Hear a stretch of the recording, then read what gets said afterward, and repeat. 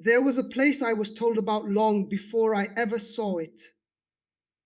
Not on maps, not in travel guides, but in whispers. They didn't call it dangerous, they called it powerful. I remember the first time I heard about what people referred to as a spiritual market in Ghana. It wasn't described like a normal marketplace where people buy food or clothes. It was described as a place where people go looking for answers, solutions, and sometimes control over situations they feel powerless in. At the time, I didn't question it. Because in the world I was part of, this idea made sense. If people believed that unseen forces influenced their lives, then it also made sense that there would be places where those forces could be accessed, negotiated, or influenced. That was the belief. And belief shapes perception. When I finally encountered that environment, what struck me first was not anything dramatic. It was how normal everything looked. People moving around, conversations happening, items being exchanged. On the surface, it didn't look very different from any other market. But the intention behind it was different. People weren't just there to buy things. They were there because they felt something in their life needed to change quickly. And when someone feels that kind of urgency, they become open to suggestions, open to explanations, open to anything that promises a result. That's what I didn't understand at the time. I thought I was observing something external, a place filled with power.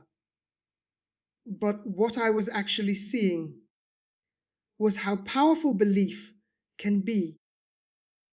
Because when people walk into a place already expecting something significant, their entire mindset shifts. They become more alert, more focused, more sensitive to everything around them. And in that state, everything feels meaningful. Every word, every object, every interaction. But looking back now, I see something very clearly. The environment didn't create the power. The expectation did. And once that expectation takes hold, everything begins to feel real. What stayed with me the most was not what was being sold, but why people were there in the first place. Because if you looked closely, almost everyone who walked into that environment had one thing in common. They were searching for a solution, not casually, urgently. Some were dealing with financial pressure. Others felt stuck in life. Some were afraid of what might happen next. Different situations, but the same underlying feeling. Something needs to change, and it needs to change now. That urgency is important because it creates vulnerability. When people feel like they've run out of options, they become more open to anything that promises an answer. I remember watching conversations happen. Someone would explain their situation, often with emotion, sometimes with frustration, sometimes with fear. And the response they received was rarely simple. It was layered. Explanations were given that connected their problem to something unseen, something deeper, something that couldn't be easily verified or questioned. And once that explanation was accepted, everything else followed naturally, because now the problem had a cause. And if there's a cause, there must be a solution. That's how the structure works. You don't start with the solution. You start by shaping the way the person understands their situation. Once their understanding changes, their decisions change. I didn't realize it at the time, but what I was seeing was a pattern. People arrived with uncertainty. They were given a specific interpretation of their situation, and that interpretation created direction. But here's what I began to notice later. The explanations were not always consistent. One person would receive one reason. Another person, with a similar situation, would receive a completely different one. But both would believe it. Why? Because they were not just listening for accuracy. They were listening for relief, something that made sense of what they were feeling. And once something felt right, they accepted it. That's the part that changed how I saw everything. It wasn't about the place. It was about the need people carried into it. Because when the need is strong enough, almost any explanation can feel convincing. As I spent more time observing what was happening in that environment, I began to notice something that many outsiders misunderstand. It wasn't just about conversations. It was about objects. Tables were filled with items, herbs, powders, bottles, carved figures, strings, beads, and materials that looked ordinary to someone unfamiliar with their supposed purpose. To an outsider, they could have easily been mistaken for traditional crafts or natural remedies. But inside that environment, each item carried a story. Each one was said to have a function. Some were described as protective. Some were said to attract success. Others were believed to block harm or remove unseen obstacles. The important thing was not what the object physically was. It was what people believed it represented. I remember watching someone pick up a small object and hold it carefully, almost respectfully, as though it carried something delicate inside it. The explanation they were given about that item shaped the way they handled it. Once they believed it had power, their behavior toward it changed immediately. They treated it differently. They spoke about it differently. They trusted it. And that trust created attachment.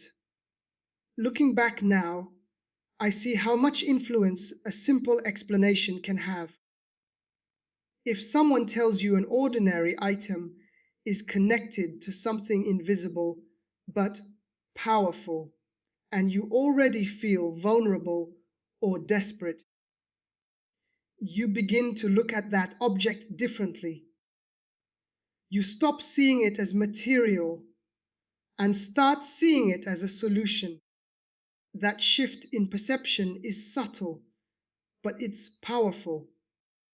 Because once someone believes an object holds special meaning, they begin to invest emotionally in it.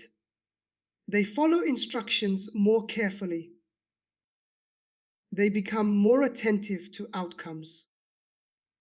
They start noticing changes, even if those changes are minor or unrelated. And when something positive happens, even by coincidence, the object is credited. That reinforces the belief. But if nothing changes, the explanation is rarely that the object was ineffective. Instead, the responsibility is often shifted to something else: timing, incorrect usage, or another unseen factor. This keeps the belief intact. At the time, I thought these items were carrying something real and external. But later, when I stepped away and examined everything without that framework, I began to see a different pattern. The objects themselves were not changing people's lives. The expectations surrounding them were. And once someone believes strongly enough in what an object is supposed to do, their thoughts, decisions, and behavior begin to shift in ways that can influence their outcomes, making it seem like the object was responsible. That's what made the entire system feel convincing, not because the items were powerful, but because belief is. The more I observed, the more something became clear to me. Something I didn't understand at the time, but I can see very clearly now. People thought they were buying objects, but they weren't. They were buying certainty. Because when someone walks into a place like that, they are usually carrying confusion. They don't fully understand why things are not working in their life. They don't know what step to take next. They feel stuck, pressured, or even afraid. And uncertainty is uncomfortable. It makes you restless. It makes you overthink. It makes you search for answers. So when someone presents you with a clear explanation, even if it cannot be proven, it brings a kind of relief. Finally, something makes sense. Finally, there is a direction. That feeling is powerful, and once that feeling is created, the object becomes secondary. Because now, the person is not just buying an item. They are buying a sense of control. I remember noticing how people's posture changed after receiving an explanation and a solution. They would walk intense, unsure, almost heavy in their movements. But after the conversation, after receiving instructions or an item, they would leave differently, more confident, more focused, more certain. Not because their situation had actually changed yet, but because their perspective had. That's what was really being sold. A shift in how they saw their problem, and that shift influenced their actions. They became more intentional. They paid more attention to opportunities. They felt like they were finally doing something about their situation. And that sense of action can create real results over time. But those results are often credited to the object, not to the change in mindset and behavior. That's the part I didn't understand before. I thought the power was external. I thought it was in the place, the people, or the items. But after stepping away and reflecting on everything, I realized something much simpler. The real influence was internal. It was in how people interpreted their situation and how that interpretation shaped what they did next. Because once someone believes they have a solution, they begin to move differently. And movement creates change, not the object, not the place, but the decisions that follow belief. And once I saw that clearly, the entire system started to look very different. There came a point where I could no longer ignore what I was seeing. Not because something dramatic happened, but because the pattern became too clear. I started noticing that people with very similar problems were being given completely different explanations. One person would be told their situation was caused by something specific. Another, with almost the same issue, would receive a completely different reason. Yet both believed it. Both followed the instructions. Both trusted the process. That's when a question started forming in my mind. If the cause keeps changing, how can all of it be true? That question stayed with me. And once it entered my thinking, I couldn't push it away.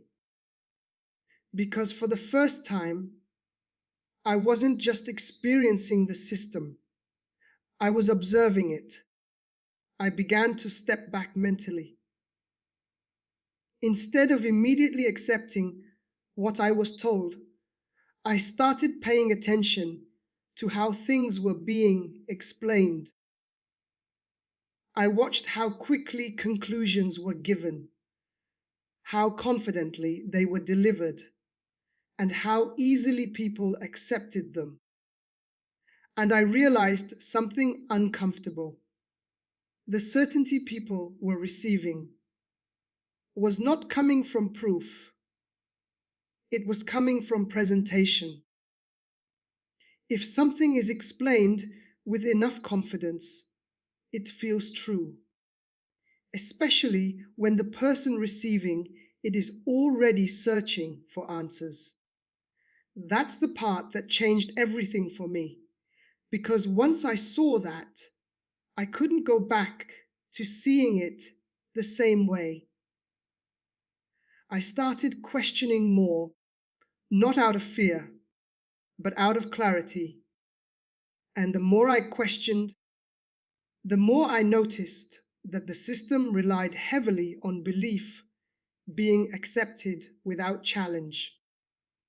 The moment you step back and ask, how do I know this is actually true? Everything slows down.